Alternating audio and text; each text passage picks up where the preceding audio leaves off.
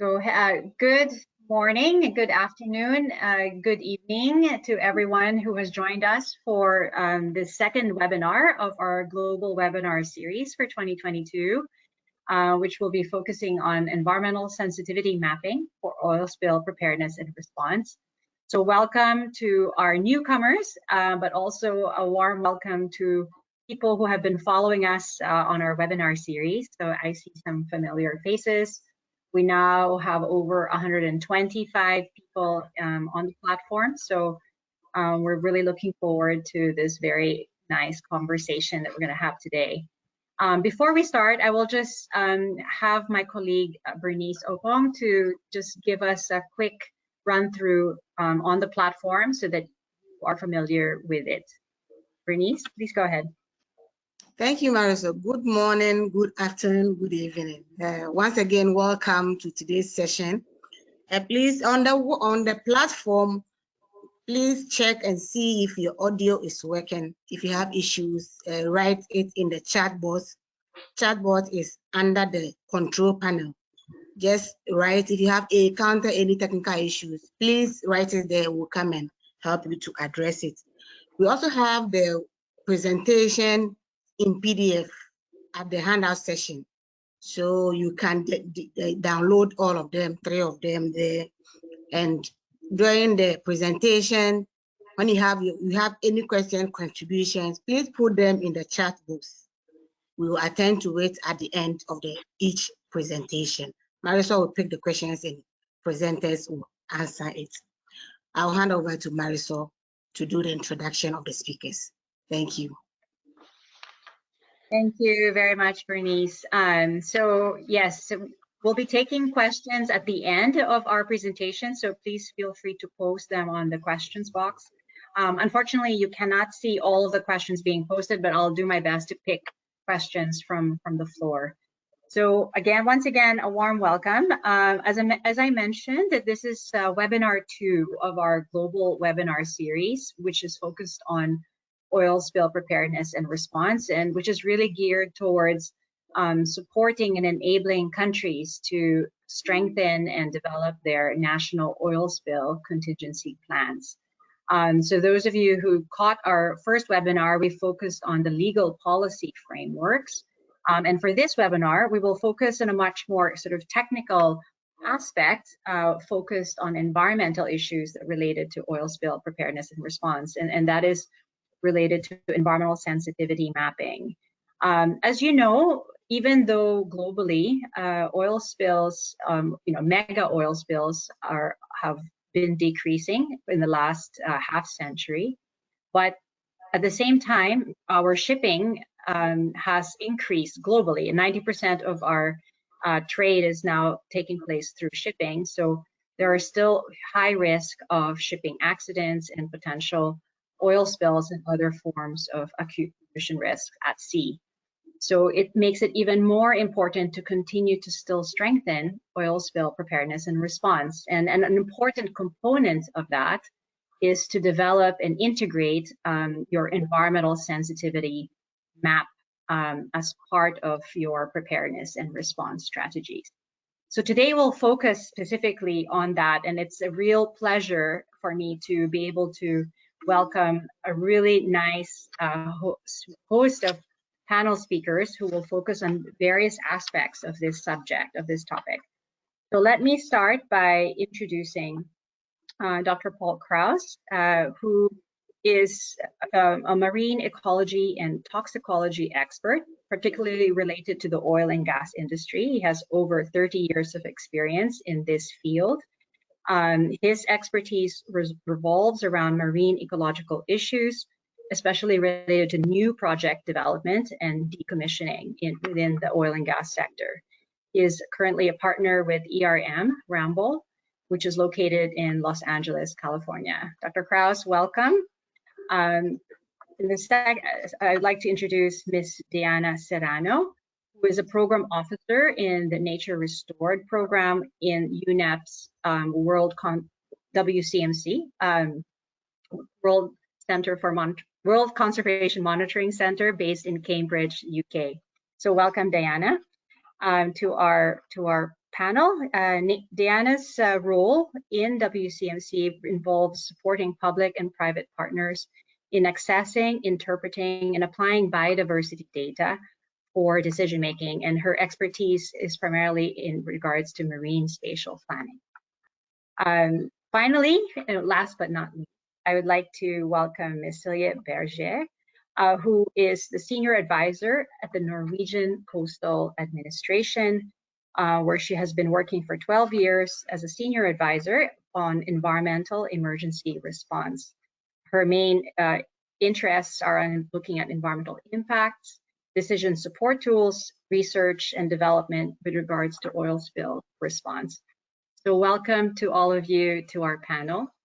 So our webinar will last for 90 minutes, and as I mentioned, we'll focus specifically on environmental sensitivity mapping in the context of oil spill preparedness and response. And first, we will have a presentation from Diana from UNEP WCMC, who will provide an overview of environmental sensitivity mapping approaches, looking at technical requirements and data requirements related to sensitivity mapping. And then we'll hear from Silje on Norway's experience in using environmental sensitivity maps as part of oil spill contingency planning, as part of incorporating it into the plan. And then finally, we'll hear from Dr. Paul Krause on how the environmental sensitivity maps can then be used in actual response in the event of such oil spill incidents. So I think we'll have a really good spread of discussion, and we're looking forward to your questions. So without further ado, I just wanted to point out to our audience that this is being recorded, the webinar, and we will have the webinar uploaded into our YouTube channel, which will be accessible to you even after the webinar. So Diana, I think we will make you presenter so that you can then share your screen. Thank you very much. So can you confirm that I'm, yeah? I confirm your screen, you're in perfect presentation. I think no, but you can see this one, no? I can see the first page of your slide. Okay, let's go. So thank you. Good morning, good afternoon, depending on your location. My name is Diana Serrano from UN Environment Program World Conservation Monitoring Center. Thank you for joining us today in this webinar. I'm going to introduce you to the environmental sensitivity mapping with MESA, which is a methodology and a tool. So in regards to environmental sensitivity mapping, our work has evolved around 4 main pillars intrinsically linked. We carry out a review of the existing sensitivity mapping approaches, which ultimately lead to the development of a hybrid methodology. Is methodology and tool, but more on that shortly. So we also look to build capacity through regional workshops with participants from countries such as Ghana, Kenya, Tanzania, Uganda, Lebanon, Mozambique, and Somalia. So very much African focus so far, but also during in-country missions with environmental and planning agencies. And finally, we also look to assess biodiversity data and what collection opportunities exist to fit into these sensitivity atlases. We reviewed 24 methodologies in total, and what we noticed is that many of those methodologies are very specific. So they are targeted at a single type of pressure, to a specific realm, and also lack a standardized terminology. However, all those methodologies advocate a similar procedure to develop this atlas. And this is where we identify the need, but also the potential for establishing a common ground. So the development of an environmental sensitivity atlas should follow the procedure outlined in the next steps. From 1 to 3, line up with background review and the identification of assets and vulnerable areas. 4 and 5 will go for compilation, reporting, and development of interactive sensitivity maps. And 6 and 7 focus on ensuring this atlas becomes a living entity, accessible to appropriate stakeholders and regularly updated. So MESA is short for Mapping Environmentally Sensitive Assets. MESA is an hybrid tool based on commonalities identified. So the tool, publicly available for download on our website, is packaged as an FME processing file to produce the atlas, a QGIS project file in which to visualize the final atlas, and a guidance document on the approach to adopt and how to work the FME and the QGIS files specifically. So MESA can be applied for many different pressures, not only oil and gas development, but also infrastructure development, poaching, local resource use, flooding. So you will get a better idea following me through this presentation. The very first step to develop an environmental sensitivity atlas is to identify its intended use.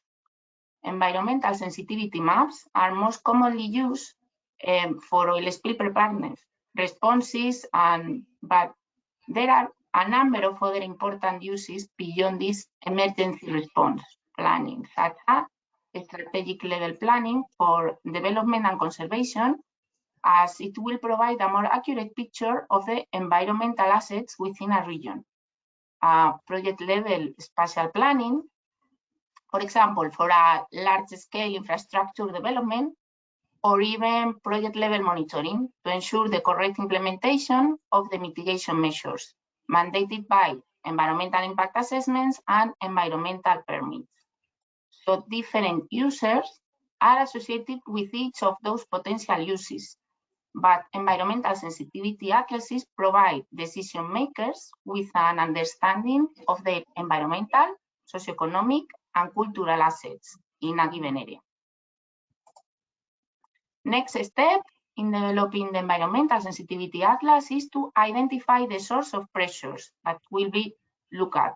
The pressures are directly related to the intended use of the atlas and may differ from terrestrial, coastal, and marine maps.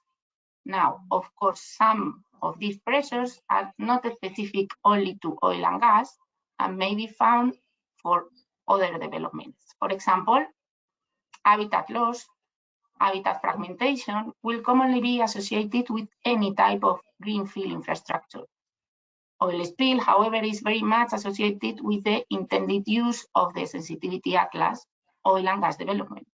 So an expert consultation is required to make sure all different pressures are captured. Next, we come to the question of what are the assets that need to be safeguarded. Example assets could include areas with protected status, IUCN Red List of threatened ecosystems. The term environment may have different definitions according to the context in which it is used or the stakeholders involved. However, in regards environmental sensitivity mapping, environmental asset is a collective term for both ecological and socioeconomic assets. So in the case of ecological asset, the term is used for natural entities that provide ecological functions or services, including these which have no economic values but bring indirect uses benefits. And socioeconomic asset is the term used for natural or anthropogenic entities that provide social, cultural, economic, or political value, which may or may not have a quantifiable monetary value. The next step focuses on ranking the environmental assets, sensitivity as the overall rating of the consequences of allowing an impact to occur, which combines both assets' importance and susceptibility. So the importance of an asset is its value, either at global, national, or local scale. For example, although a certain habitat may not be globally important, it may provide a key ecosystem service in a specific area and therefore be highly important at that scale. Meanwhile, the susceptibility of an asset is the degree to which it will be affected by the pressure of interest. The environmental sensitivity atlas is displayed then as a grid. On the right, you can see the breakdown of how a sensitivity value is assigned to each grid cell of the atlas. It stems from the value of any asset overlapping with a grid cell. All this information is then used to produce the environmental sensitivity atlas. Defining the intended use of atlas, if you remember the step 1 from the very beginning, is a key part of the process that has implications for all subsequent stages, including the identification of the appropriate audience to which to disseminate the atlas. While dissemination of the final product occurs at the end of the development process, the identification and engagement with appropriate audience should be considered from the very beginning to ensure uptake of the map. Here is a breakdown of the flow of resources and data to produce the sensitivity atlas to ensure its long-term maintenance. The long-term maintenance of the sensitivity atlas needs to be integrated into a broader discussion around data management systems, as data used in the sensitivity atlas needs to be updated on a regular basis as adequate, and formalized data sharing mechanisms will facilitate this process. What's more, the data collected for the purpose of the environmental sensitivity atlas can be used for other purposes. For example, to produce maps of important ecological assets to be integrated in non-specific sector, but in decision-making processes. For example, in the environmental impact assessments. In summary, the 3 take-home messages are the benefits in using a standardized methodology with an environmental sensitivity framework, as MESA, is to ensure coherence for planning at multiple scales, but also including coherence at multiple levels, including across countries, also between private and public sectors, with companies using a similar approach to governmental agencies.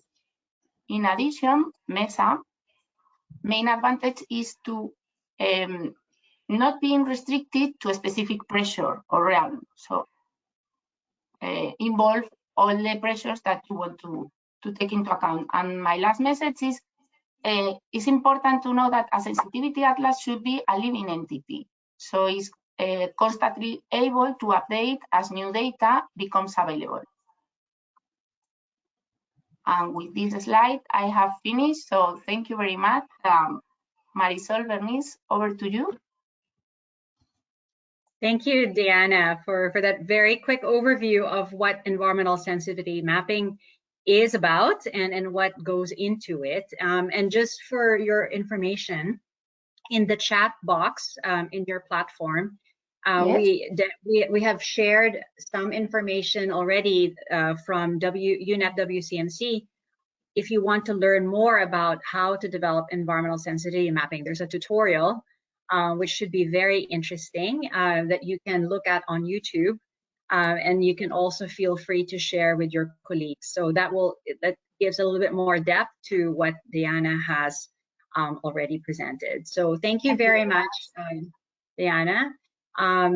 Then also for our next presenter, we will then turn to the Norwegian Coastal Administration. So go ahead, Bernice, and if you can please make Silje a presenter. While we're doing that, while we're doing a segue, I also wanted to point out that in the handout section, you should be able to download the PowerPoints. And I saw some comments from the participants saying that the first file from Dr. Krause is not is not working. It's not downloadable. So if I can just ask our team to re-upload the handout of Dr. Krause's presentation so people can download that. Thanks. Okay. So are you ready, Silje? I hope you can see my screen now.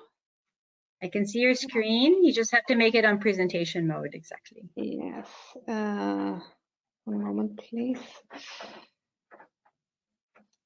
Oh, I'm sorry. I was a mistake here. One moment, please.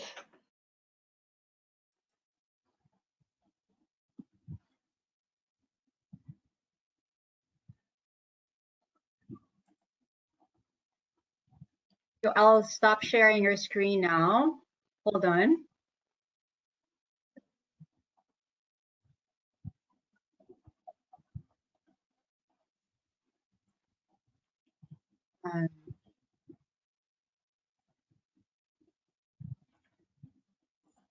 Let us know when you're ready.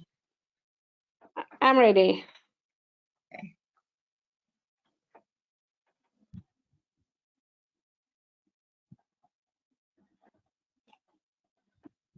So can you see it in presentation mode now? Yes, we can. Yes. Okay, thank you.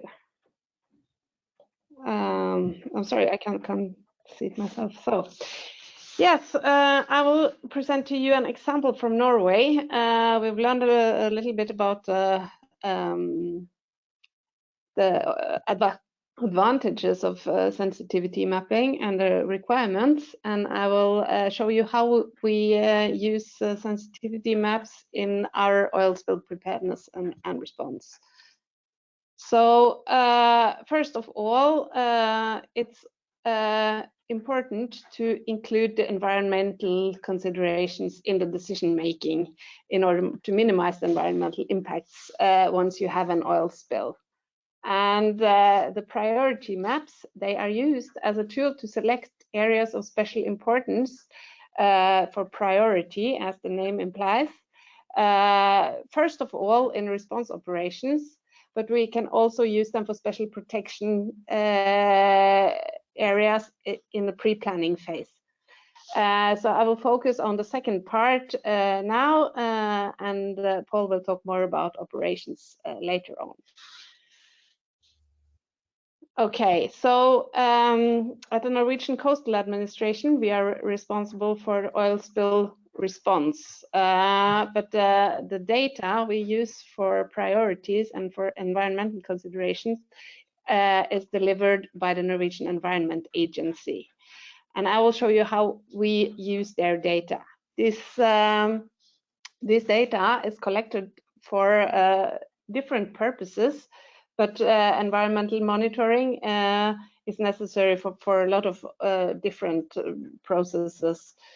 And we use data that are includes different environmental resources, including seabirds, shoreline habitats, fisheries data like spawning areas, aquaculture, protected areas, and we also take recreational areas into account.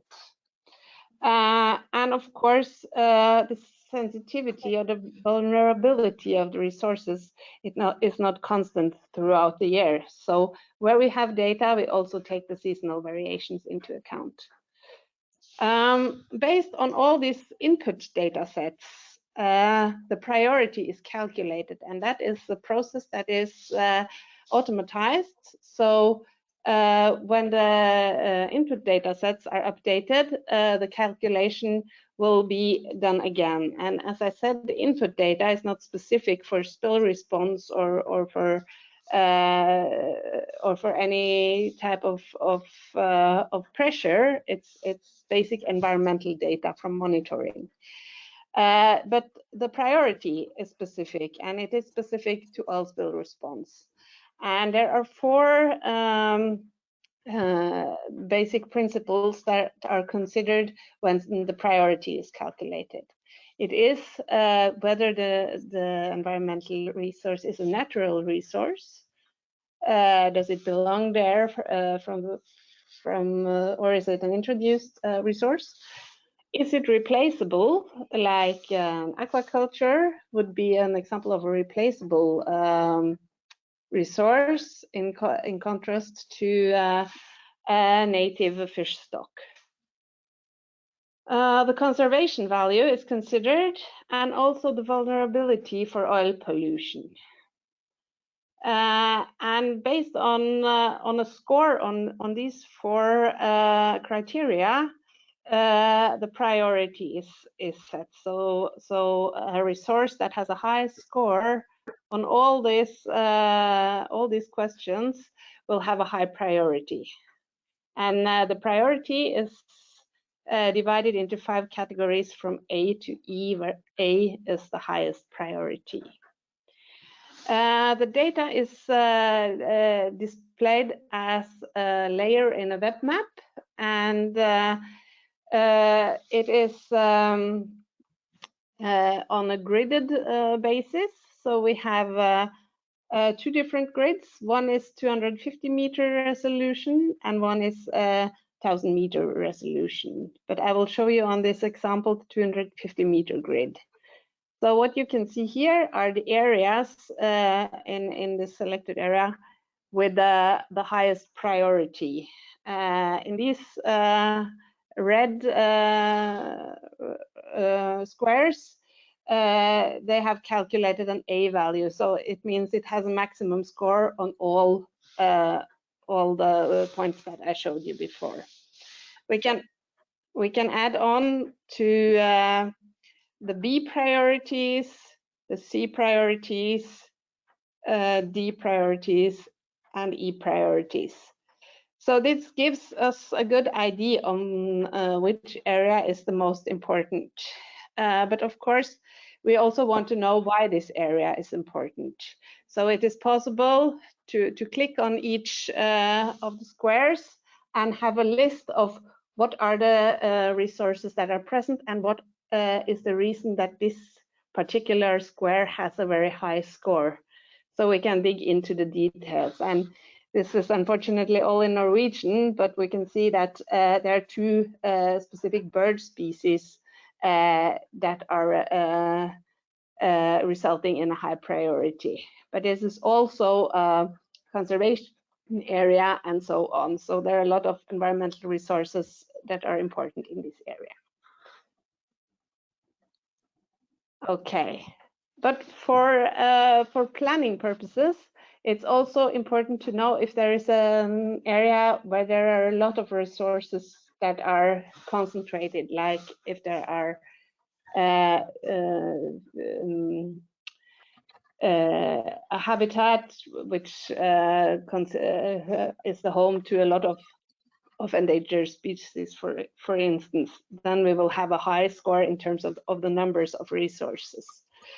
And based on this, it is possible to identify areas that are of special interest. And in these areas, the local responders prepare so-called action cards. And we can keep our focus on this area where we have one of these action cards. And if we click on the action card, we will open it. And the basis here is that such an action card is prepared for an area that is of special importance, and it is a help for the local responders to take this card. It's on 2 pages. You can print it and bring it along when you go on site if there has been an incident. And it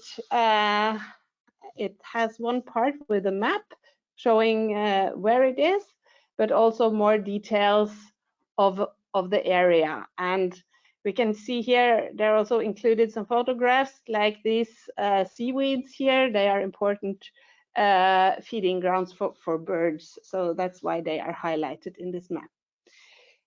On the back side, you will find then typically a description of the area, but also a target to avoid oiling of the shoreline, for instance, and how you can arrange with deflection booms to protect the area. In this square, it's stated what you need for your response operations and personnel and so on. We also have a note at the bottom if there are any certain precautions to take with regard to health and safety for the response personnel. So here is this area is exposed by southwestern winds, and there are a lot of rocks in the water here, so you need to be careful when working from a boat. So these action cards, before they are finalized, should be exercised and trained and tried and revised. So once the action card is prepared, it should be done a training. And here we have from an exercise where we've registered the actual booming that was done, and we also have some pictures from how this response was done. So here you can see how it was done in this exercise. Okay, so the second point I wanted to highlight is that the priority maps, the red squares here, can also be used during incidents where we have, if we put this data together with the observations of oil, trajectory model, for instance, we have a fairly good idea to say where to put our resources, because even if Norway has a lot of resources for oil spill response, we also have to make some choices in the initial phase, what is most important and where do we put our most efforts in. So that is also an important use of the data. Okay, so that was all from my side. Thanks so much, Silje. That's a really, I think, great example of how you can then incorporate environmental sensitivity mapping as part of like contingency planning. So we'll come back to your presentation at the end where we will take questions. Just to remind our participants in the platform that we will take questions at the end, but already please feel free to post your questions. Unfortunately, this platform does not allow participants to take the floor verbally, but you can type your questions in the question box, and I will take the questions as we go. So last but not least, we will have a presentation from Dr. Paul Krause on on his experience of using environmental sensitivity data and maps as part of the actual response operations. So go ahead. All right, you want to flip me over the presenter, right?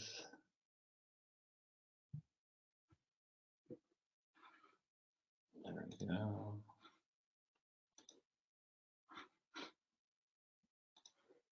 All right, let me know when you can see that. Yes, I can see your. Okay. Well, thanks everybody. It's great to be here.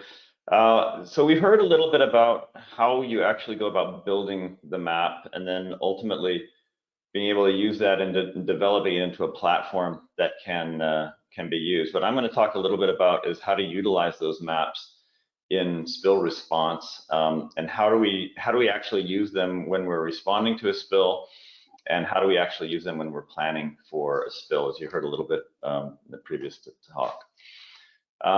So how do you manage those resources? Once you know what the sensitivity areas are, once you've developed your map and you generate that material, how are you actually going to use that in developing a plan or for a region, a specific area, or for a regional response area? Most of these maps are then housed, once they're generated, by a specific response agency. And for example, here in the United States, Most of them are maintained by the National Oceanic and Atmospheric Administration, NOAA. They're also maintained by the individual states. So both on a national basis and a regional basis, those maps are generated and maintained. Things like in the EU, EMSA carries them. You want to have access to them for everybody. So the project owner, the refineries, the pipeline companies, the shipping companies, the shipping terminals, and the ports and harbors areas all want to have access to these kinds of sensitivity maps for their areas. As we just heard, there can be multiple sources of these kinds of maps. Generally, hard copies of the maps are maintained at most of the facilities. Most of the documents are available online via PDF. They're also electronic in ArcGIS or other kind of layers that you can pull up individually as you go. And I think, as we heard both of the previous speakers say, these are living documents, so they must be updated regularly. And we generally try to update them every 2 to 5 years as we go forward, unless something major has changed. The example here on the screen is an environmental sensitivity map from the San Francisco Bay area here in California. And you can see this is the area where the Golden Gate Bridge is. And a lot of the different areas around have been identified. And so we can identify both subtidal resources and shoreline resources, things that need to be protected, that we'll be able to use in our planning and our response. Once we've identified these areas that need to be protected, we want to be able to use those environmental sensitivity maps to identify what we call the resources at risk. When we're getting ready to respond to a spill, the first thing that we're going to want to look at is where the spill is and where it's going, and what are those resources that are at risk there that we need to protect. We will have electronic links to the areas that will need to be protected. So once we know where the spill is going, we can go into those specific sensitivity maps and take a look at what needs to be protected in that particular area. These are particularly useful in planning your response actions ahead of a spill. So you can play hypothetical games by saying, if there's a spill here, what am I going to have to protect? It's also really important for the people that are going to be the responders, both from the national level as well as from the individual parties that are going to be affected, to understand what those particular resources are.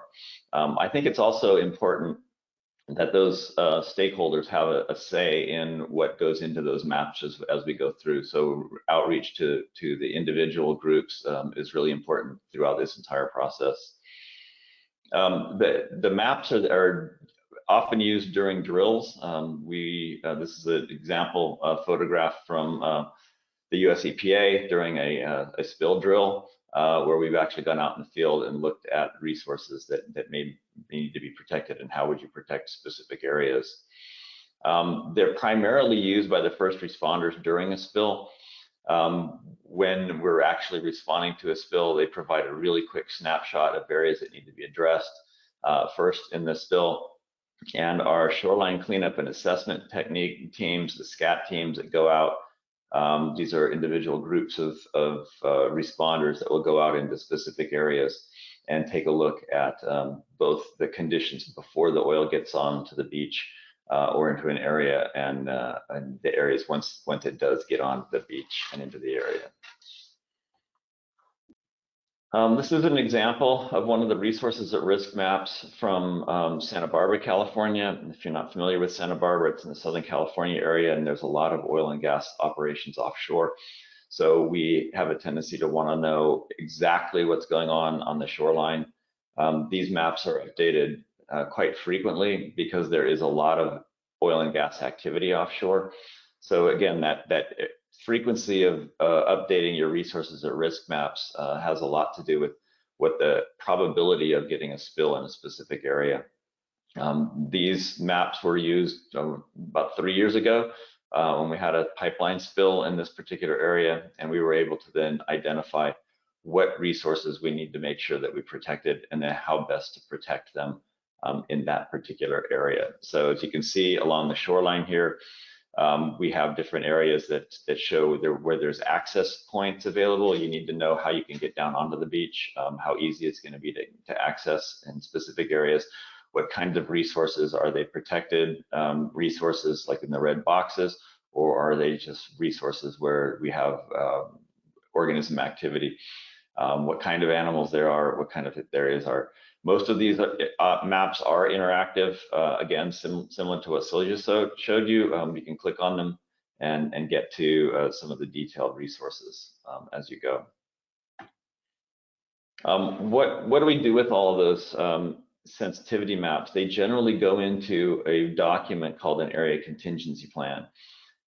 This is an extremely useful document when it's coupled with those sensitivity maps, because the area contingency plan covers all of the aspects that you're going to need to deal with when you're fighting a spill. And that includes, how do you set up your incident response center?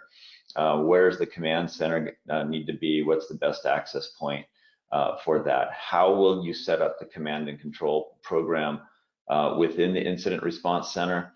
And some of the different aspects of roles that take place inside that incident center are things like the operations. What do we have to do to keep the equipment moving and place the equipment in the right place? The planning division, which areas need to be attacked first, and which areas need to be protected first. Logistics.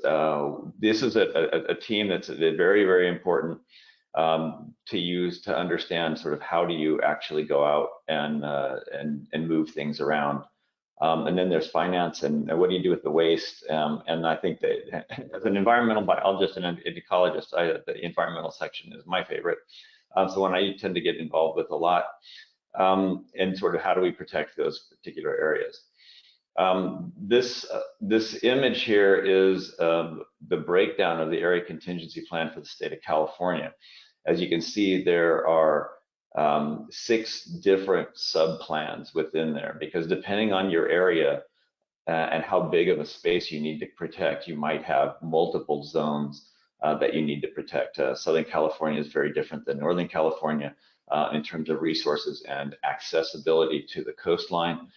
So you want to make sure that you're in there. If you have a region that has a smaller coastline or has a more evenly distributed coastline, you might only need a couple of different area contingency plans.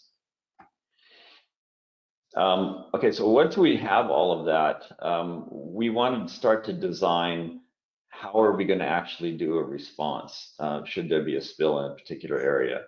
And again, these are going to be regional and sub-regional approaches. So now we're starting to drill down closer to the shoreline, essentially, and ask questions about what do we need to do in specific areas once the oil comes ashore, or once the oil's in the water in an offshore environment. First question really is, how do you protect and contain the beach from actually getting oiled in the first place? And you do that by deploying your shoreline cleanup and assessment teams. Those teams are all going to have access to those sensitivity areas and use those sensitivity maps to determine where they're going to go first. One of the key things that the SCAT team is going to look for in those sensitivity maps is, what are the conditions like on the areas? Is it a rocky shoreline? Is it accessible by boat? Can you get there by car? Can you move? How easy is it to move things around once you get out there? How much damage will oil actually do once it gets on board? If you can see that the photograph here in the top is a very rocky shoreline. So once the oil gets in there, it gets into the rock. So understanding what that is on a practical basis is really important. This also helps you develop your boom patterns. How much containment boom will you need to have on site? What kind of areas will you use it for, and how will you deploy it? Will you be able to use skimmers? These are floating machines that can clean up the oil and remove the oil from a floating area. You often put these behind the booms so the oil gets caught behind the boom and then gets pulled up. It's all about trying to remove the oil as much as you can before it reaches the beach. In situ burning is something that I think everybody needs to address and decide how they want to use it. It's very different region by region. It's even different region by region in the United States. Here in California, we very seldom use in situ burning. Along the Gulf Coast, it's a little bit more often used. It's a good way to remove hydrocarbon real fast, but again, you have to know that environmental sensitivity area before you do that. One of the key things in situ burning that you need to really think about is what are the residuals and what happens when it gets up into the air, because now you're burning it and you're moving some of that hydrocarbon actually up into the atmosphere and out into the areas. So we try not to do that as often as we can. Often the use of dispersants, the photograph in the bottom is a deployment of a dispersant into an area. In areas like mangroves that are very dense and very hard to get in, very hard to clean, dispersants are often a good way to remobilize the oil that's there, so you can then clean it off with skimmers and try to get it out of the system. They can be deployed on the surface. They can be deployed subsea. We saw the use of deep water dispersant use during the MC252 spill in Louisiana. And then we often use them on the shoreline to do that. Again, what the dispersants do is it breaks up the oil and it makes it move so you can start to get it out into the area in there. The other big thing is how do we handle waste? And because you don't want to start piling waste up into an area where there's sensitivity areas, so you utilize these environmental sensitivity maps to determine which areas are not that important that we can then start to use as waste handling, because you're going to generate a lot of waste through booms, plastic, diapers, that dispersants areas and things like that as you're going through. So I'm going to give you a little bit of a case study here for how we set this up in Thailand and doing some contingency planning in Thailand. And this image here, not the greatest image, but it shows kind of where all the oil and gas activities are within the Gulf of Thailand. And you can see the Gulf of Thailand is very much surrounded by land in almost all directions. So any kind of a spill in any direction has a tendency to potentially impact a lot of different areas of coastline, not just for Thailand, but also for other countries as well. So this was an extremely useful document when it's coupled with the sensitivity maps. And again, it covers all of the aspects of the spill, including the incident response center, the command and control center, and how we would layer out those particular pieces. Drilling down into the actual contingency plan, we utilize the environmental sensitivity maps to identify those particular areas. And this image here is an example of one of the particular sites, again, where we've identified specific resources. Those are coupled with identifying photographs and aerial satellite imagery to identify where we need to provide sensitive resources when we're doing the actual tactical development of how are you actually going to fight this spill. One of the things that's really important is the condition of access. So understanding the resource and what needs to be protected is one thing, but understanding how are you going to actually protect it is another. Can you actually access certain areas? Or are you going to have to access them by boat? Or can you actually move vehicles in and around? Or will you have to use air operations to get in to certain specific areas? Along the Gulf in Thailand, there's a lot of wetland areas that are just inaccessible by anything but by boat or by helicopter. The other thing to consider is what are the shoreline resources that need protection? And if there's a spill at sea, for example, a ship grounding or a pipeline break or a release from a platform, getting out ahead of that and kind of knowing where that area is going to go So coupling this with your trajectory mapping is very, very important. Understanding where the wetlands are, understanding where the ports and harbors are is key. Drilling all the way down, in the tactical plan that's developed, we look at, how do you actually deploy the boom? Where are the resources that you're going to do, and how do you put the boom out? Where's the boom going to go? What kind of boom do you need? Will they be specific areas? And then areas at sea, how will you utilize offshore booms with ships? So that's kind of what this little area here kind of depicts. Oftentimes you'll have two vessels towing a boom. They'll collect the oil and then have other vessels that'll come along and collect the oil from inside the boom area.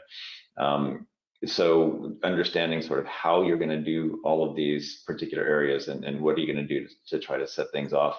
If you have a channel that's too wide, you often can't put a boom across the channel.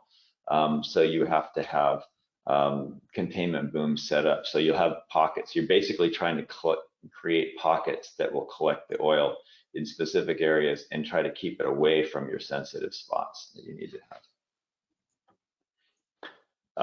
So how do you plan for the future? It's one thing to have the sensitivity maps and to actually have to fight a spill. It's more important to understand what those areas are and how do you get out in front of that and have everybody ready to go. If you have the teams that are practiced and ready to go, oftentimes you can get a lot less damage from a spill. So generate your maps, get those environmental sensitivity maps set up, identify those resources at risk, take those and develop them into a contingency plan, and then drill.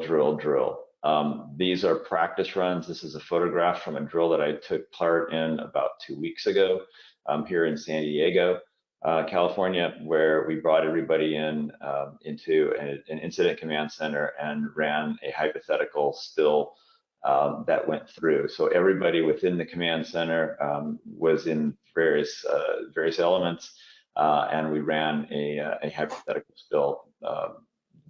Everybody takes part in these. It's not just the project owner. The agencies take part, the responsible parties take part, various consultants and the subject matter experts. Universities are brought in from the academics and many of the stakeholders. So I think I would leave you with that thought. Once you have all this material, drill, and practice and be ready to move forward. And, thank you. Thanks, Paul. Thank you for that. And I think that gives us a very good basis for starting our discussion. And we have a number of questions that we can now address. Thank you for all your questions. So I'll do my best to try to tackle all of them. But let me just start with a few sort of kind of clarification questions from the floor. I'll start with Diana on the MESA tool. So there's a question about, is MESA a type of software that's sort of open source software like QGIS, and can this be downloaded? Maybe just a clarification on what that is. Yeah. Thank you for the question. Yes, it's open source and can be downloaded from our website, so it's totally available for anyone to use. And as I said, it's going with a guide document explaining how to use, how is the workflow and how to use these FME files and QGIS files. So it's everything there. Okay, great, thanks. So thanks for that question. And then also, maybe turning to Silje, I think let me just, before I continue with the questions, let me just ask Bernice to stop sharing screen for Paul and share your screen with our main slide, general slide, because I can't stop sharing. Okay. Okay, and then there's a question for Silje on your presentation, whether the action cards would be available in English if possible, or obviously it's in Norwegian because it's your own internal system. Yeah, so yes, unfortunately, they are only available in Norwegian. However, the map is accessible for everyone, and that can be displayed in English, but the contents are mostly in Norwegian. So I'm Okay. sorry for that. We also have a guideline for these action cards, but it's also only in Norwegian. But yeah. If the guidelines are downloadable, that would be interesting. Just if you can just post it on the chat, the link, because nowadays it's very easy to get, Google translation of. I mean, we have an idea. So if you can do that, that would be great. But just for today's discussion, can you just talk us through what is again contained in the action card that people saw from your presentation? Okay, so I'll start with the guideline because that describes the whole process of making these action cards. And I think it is the process is as important as the result, because the point is that the local stakeholders make the action cards, and that you go out in the field on a field survey to make sure that the map fits with the reality out there actually. And all this is described in the guideline how this process should be done. But in the card you have a map that is an overview. Should I open one of these action cards? Yes. Is that Okay. helpful? I'm gonna make you back as a presenter. So I think that might be useful because there was a number of questions on that. Yeah. Okay. So maybe I can share one of them here. One moment, please. So we will take. Or you can go back to your presentation and show that particular action card and just talk us through that. Okay.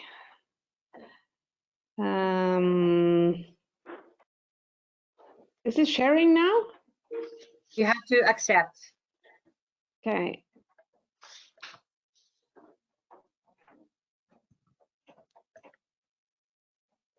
Yeah, now we can see. Yeah. Okay. So we will go here. Unfortunately, I can you pop up and cover the screen. So here it is.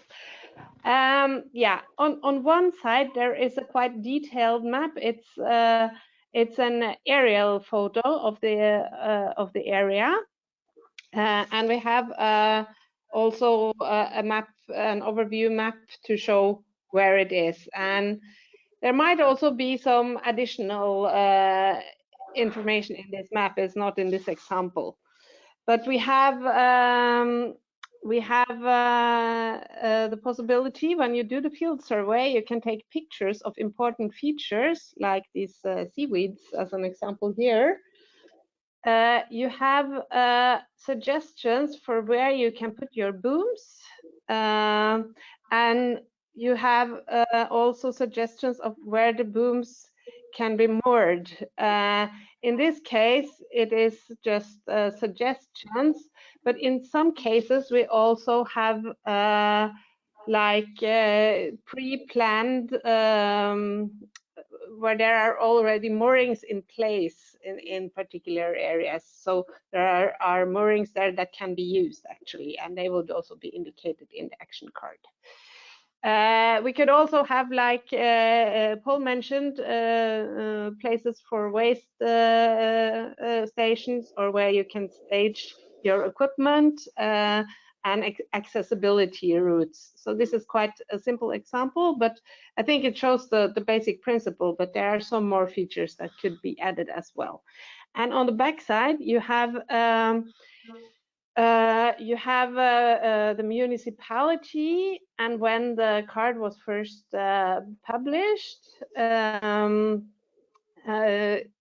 You have the coordinates in decimal degrees and UTM coordinates here. And here you have the target of this or the objective of the action cards. And this is pretty simple. It's preventing oil from reaching the indicated area. Then you have a description of environmental issues. So what are the most important environmental features? It's summarized here, and it has a priority. So this refers this priority 1 refers to the first page where you have the red area indicated. Yes, and then you have like these orange ones here. These are comments on boom number 1 and boom number 2, which you can actually see here, 1 and 2 in the map. So there are some description on how this can be done, if there are some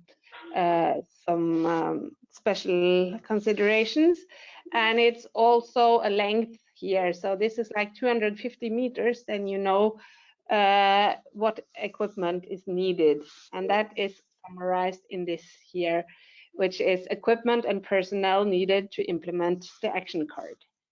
And there are some descriptions of additional needs, for instance, that you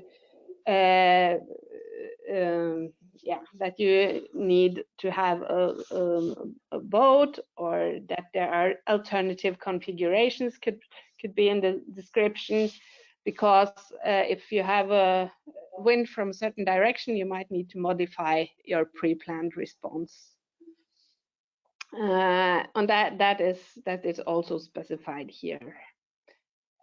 Here, this is a protected area, so here are some references, and this is a reference to the legal document describing the protection status of this area.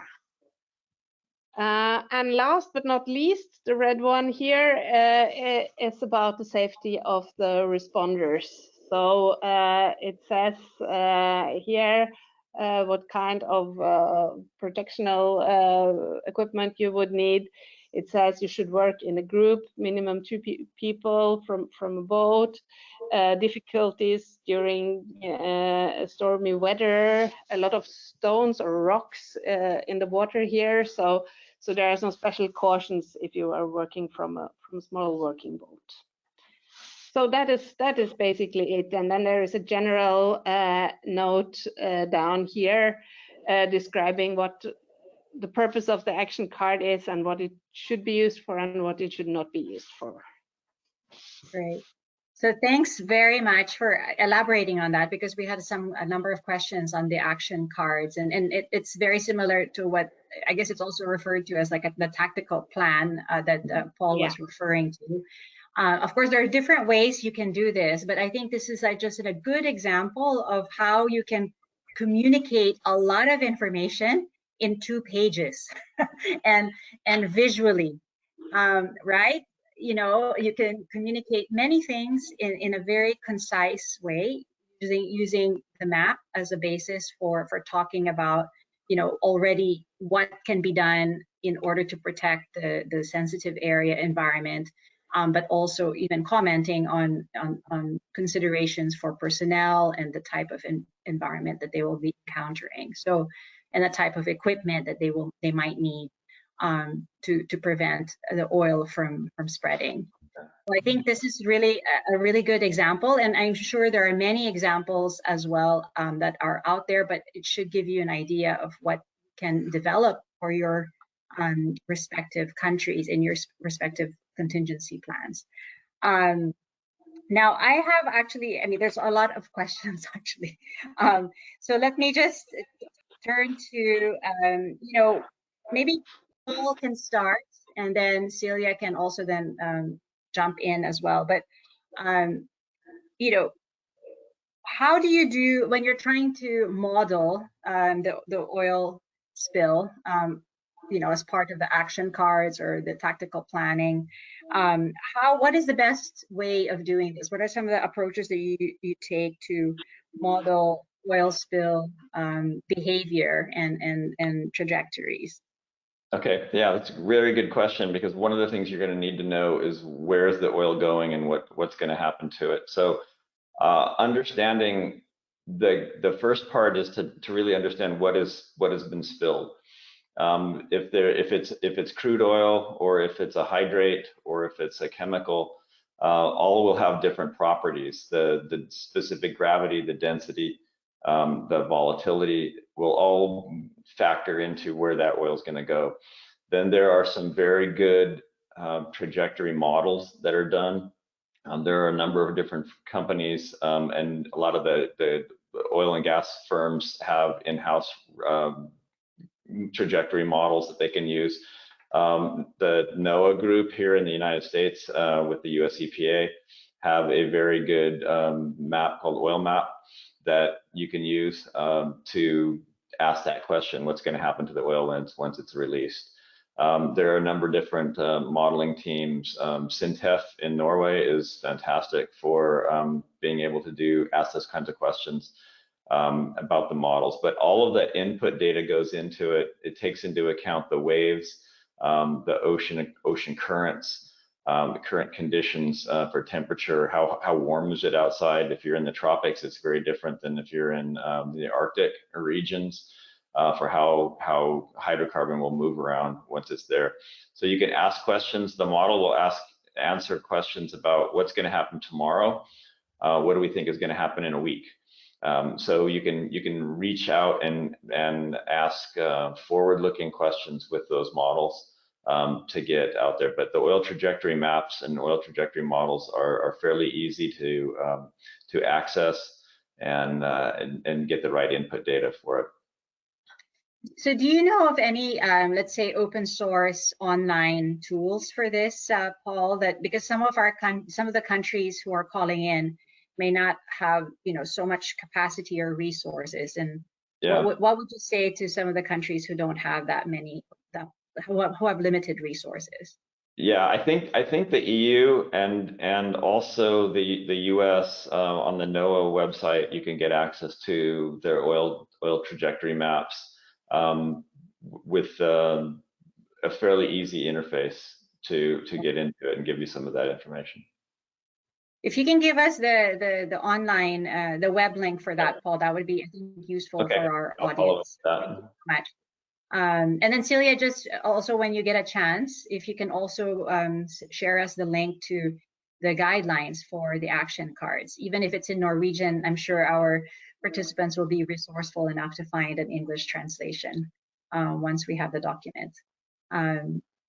So let me come back to Diana. There was a question about, when you develop the environmental sensitivity map, and then you indicate the different critical habitats and species, wildlife species, for example, and what they have seen from your presentations is like a point, right? Like, okay, there's like turtles and seabirds and things like this, like in terms of points. But we often know that, wildlife occupies, let's say, a landscape, a whole area. So how do you capture that in the environmental sensitivity map in terms of the presence of the wildlife in an area? Thank you for your question. This is related to the slide. Maybe I can share it. It's because we have a slide in my presentation showing how it's working. So my screen. So now you can see the slide, no? So this is the way it's working. So we have the asset, can be a point, can be an area, a bigger or smaller, doesn't really care because we are overlapping this spatial data with the grid cell. So you due to the intended use, you select this grid cell size, and then you overlap all this information. So it will be assigned this sensitivity value that is divided, as you remember, in importance and And vulnerability will be assigned to each grid cell of the atlas. So the value asset is overlapping with the grid cell, and all this information then produce the environmental sensitivity atlas. Okay, thanks very much. And I think you could also see from Silje's kind of sensitivity map, like there's different grids, so you can kind of generally show the different priority areas in terms of categories by showing a number of grids at a time, right? I think Silje also showed that in her presentation. So that is one way where you can prioritize and rank different assets and show it visually by showing it in different grids. So that, thank you for that. Depending on the scale, if it's local or national, yeah, the grid cell will change, and then you overlap with this grid cell.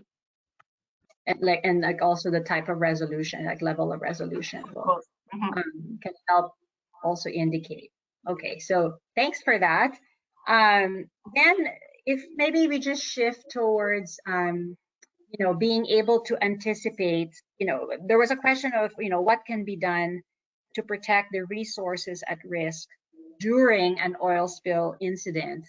But I think one thing that our speakers have highlighted is that it's better to think about protection before an incident occurs.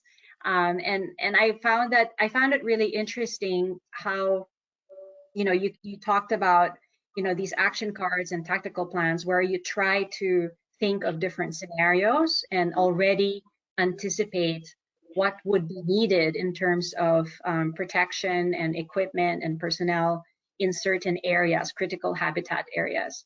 So do you want to just comment on that further?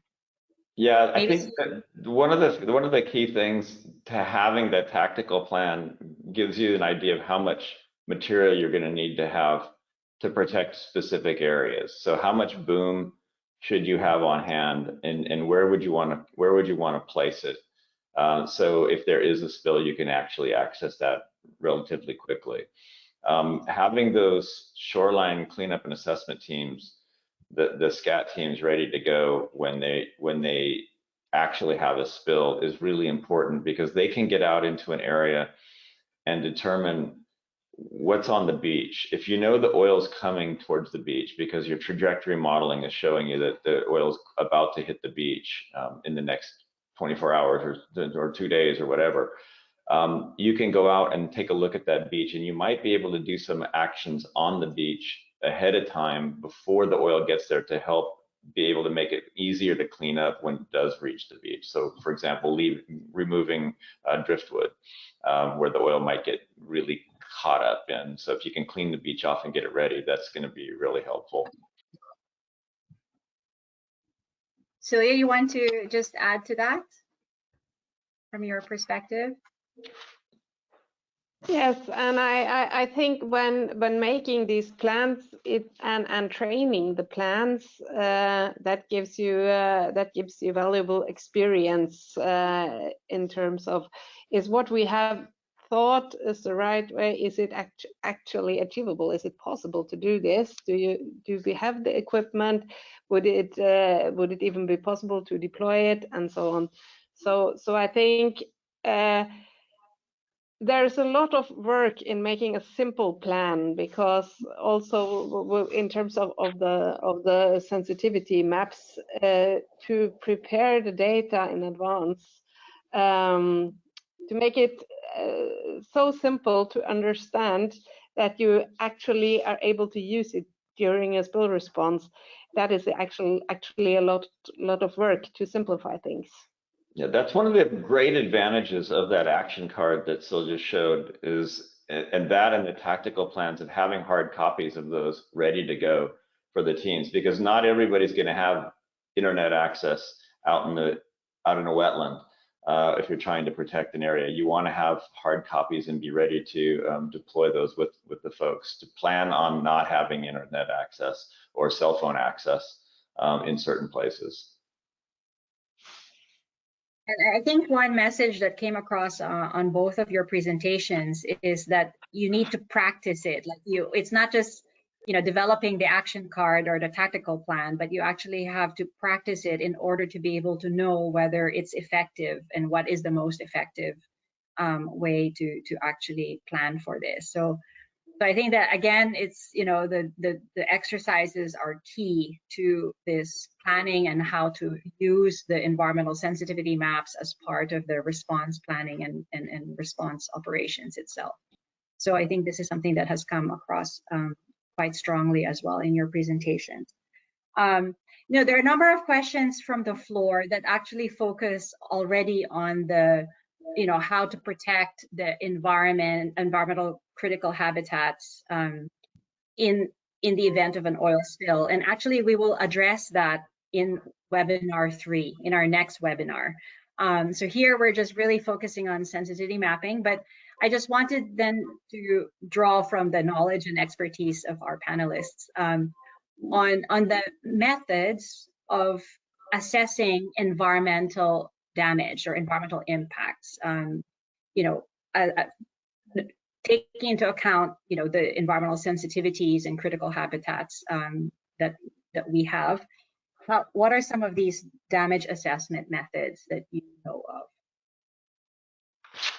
Well, here in the United States, there's a very prescriptive process called natural resource damage assessment that is done to try to identify during and after the spill what actual damage took place. It's very similar to an impact assessment and an EIA process, but we take a look at understanding what's actually happened, how toxic was the material that was released, what kind of impacts, what kind of organisms were actually impacted. We keep track of how many organisms were killed, what actually was the process of that. And then there's also forward-looking damage of what happens to the next generation of organisms that are going to be out there. So fish resources and bird resources that might be impacted and not be able to reproduce going forward. And Silje and Diana, please feel free to jump in if you're also familiar with some of these damage assessments. I think we use a similar process, but of course the first point to know is where the pollution is actually taking its way. So observations of oil at sea and also the shoreline cleanup assessment will give data on where the oil has actually stranded or drifted. So that would be an important point. Besides the properties of the oil, is it dissolving in the water? Is it very persistent? Is it very toxic? All that kind of things. And then we also have monitoring programs to see how are the damages on each of the impacted resources, like how many seabirds are killed, and we also estimate, okay, if we have found this and that in the survey, you can also estimate that there are a number that you will not find. And we also monitor, like for instance, bloom mussels and the PAH levels over time to see that it is actually decreasing over time. And it depends on time of the year, of the exposed resources and so on, but we do have a monitoring scheme to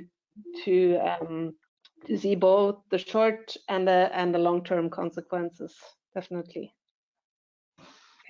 Yeah, they have covered they already answered the question, but yeah, of course, the monitoring program is basic, and you have to go to look for another experiences and another places that they have the same problem and try to learn from them also. So previous experience is also important apart from the monitoring. That is the key. Yeah, to have a baseline and then with comparison with the day-to-day situation. Yes, one additional comment to that is it's also important to see the baseline, as you said. If we don't have baseline data, it's difficult to assess the damage. We've also done some reference areas to compare with impacted areas versus not impacted areas and so on. So. A lot of the data Yes, that goes into the development of the environmental sensitivity map will be used as the baseline conditions if no specific baseline studies have done. Yeah, actually, that's what I was going to mention as well, that the environmental sensitivity mapping that is incorporated, then it functions largely as a baseline assessment tool as well. And having these pictures, let's say, attached to your action cards, you get a sense of what it looks like before the spill. So that also acts as a baseline. But coming back to, developing sensitivity maps, what are often the challenges that countries face in developing and using like some of these software and open software data? There's some comments, I'll come back to it on the use of this software that kind of prevent or constrain some countries from doing so. Maybe I'll start with you, Diana, since you might have a very clear sense from the countries that we work with, especially in East Africa. Thanks. Yeah, we are trying to make it available for everyone. So the QGIS is an open source that, of course, you need some connectivity. So if you don't have the opportunity to have a huge detail in your data, at least you can use the global data sets. And we are also working in this data mobilization. So it's part of the preparation of the sensitivity atlas. Has to be to have the tools, but to have the data also. If you don't have QGIS and this type of software, you can always at least get the paper output and then work in paper. But of course, it's very difficult to update this type of output. So in general, you have to use at least QGIS to handle a little bit spatial data. I know in some places it's difficult, but to have a basic, at least, data management that you can go with. Any comments from your side, Silje, on some of the challenges that even from a Norwegian perspective, like what are some of these challenges related to, compiling, consolidating some of this environmental data? Yes, I'm probably not the right person to answer that because it's done by the Environmental Protection Agency. But still, even in Norway, where we have quite extensive monitoring programs, we don't have the full extent of everything. So there will always be some gaps in the data. There are certain things we don't know, and yeah, with respect to shoreline habitats, we have a very long shoreline, so we don't have data for all the shorelines. So there are a lot of issues with regard to data quality and availability here as well. And we also have a lot of data, but you need to sort it and to prioritize what's the most important data. I think that's a practical way of approaching it. The problem is start with the key priorities and then focus on those areas. I mean, people generally know where the priority areas are already in anyway. But again, of course, consulting with a broad range of stakeholders. I mean, Paul mentioned that in their exercise, they included academia, civil society, communities who are actually in the front line. Will also provide input of what are the priority areas. One of the things that's important, we talk a lot about environmental resources and biology, but one of the key things that goes into a lot of the environmental sensitivity maps is cultural resources. And I think that's extremely important to understand what areas are culturally important, have resources that are sacred places or places of indigenous peoples that want to make sure that those areas are protected, that might not have a bird resource or a fish resource or something like that you want to make sure that those are captured as well. Great. So thank you so much. I mean, we are approaching the end of our webinar, and I mean, I think we covered most of the questions, not all of them. I purposefully did not pick up the questions related to, how would you go about protecting critical habitats and critical resources in the event of a spill, because we will actually take up a lot of that discussion in webinar 3, in our next webinar, on the use of dispersants and what works in which type of habitat. So I invite you therefore to join us on our next webinar, which is, I think, Bernice, if you can just put up our slides so that we can direct people for the next webinar as well, which is on the 22nd of September. So our next webinar will be in September. So you'll also receive an alert because you're already registered in our webinar series. So I just wanted to, again, before we close, thank our panelists for a really great discussion. I think it was really great to have all 3 of you here, because you bring so much different aspects to the topic of this discussion, which I think provided for a very rich conversation today. So here is our details for the webinar 3. For those of you who would like certificates of participation to this webinar, we invite you to complete the survey of the webinar on the link that you see on screen, or also it has now been also posted in the chat on SurveyMonkey. So you'll have to complete that survey if you want to receive a certificate. And then we also want to invite you to join our LinkedIn group called the Global Network on Environment and Oil and Gas. So if you can just pass to the next slide, Bernice. Oh, second slide, sorry. So this is to join us on LinkedIn, and you'll be able to access and learn about the work that we're doing related to these issues. And as many of you may know, we have this collaboration with the government of Norway under its Oil for Development program on looking at environmental considerations related to the oil and gas industry, which is why we have part of this webinar series as part of that collaboration. Then last but not least, I want to thank our team in the background who's been helping support this webinar, Bernice and Taylor, our intern, who's been working also very hard in the background. Thank you for all of that. And once again, our thanks to Norway, the Norwegian Coastal Administration, for co-organizing and co-hosting the webinar series together with UNEP and bringing this kind of knowledge out to the global public. So I think there were some issues that participants met in terms of downloading Paul's presentation. I hope that has been resolved. If not, you can go ahead and email us, and then we'll be happy to email you the PDF if you're really having the issues. And then Silje has posted the link to the guidelines, I believe, on the action cards.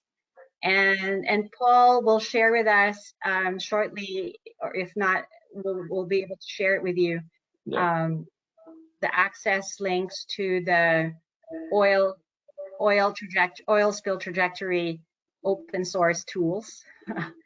And Diana, I thank you for sharing also the links to MESA.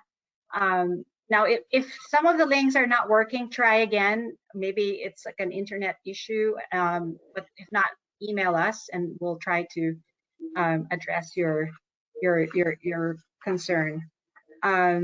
So with that, thank you everyone for participating in our webinar, and really appreciated your inputs, your knowledge, and expertise. So thanks again. And we'll upload the webinar in our YouTube channel, so you can rewatch it again if you're interested. And please share it with your colleagues and your networks. And we'll see you in the next webinar in September. Thank you. Thank you very much. Bye. Bye.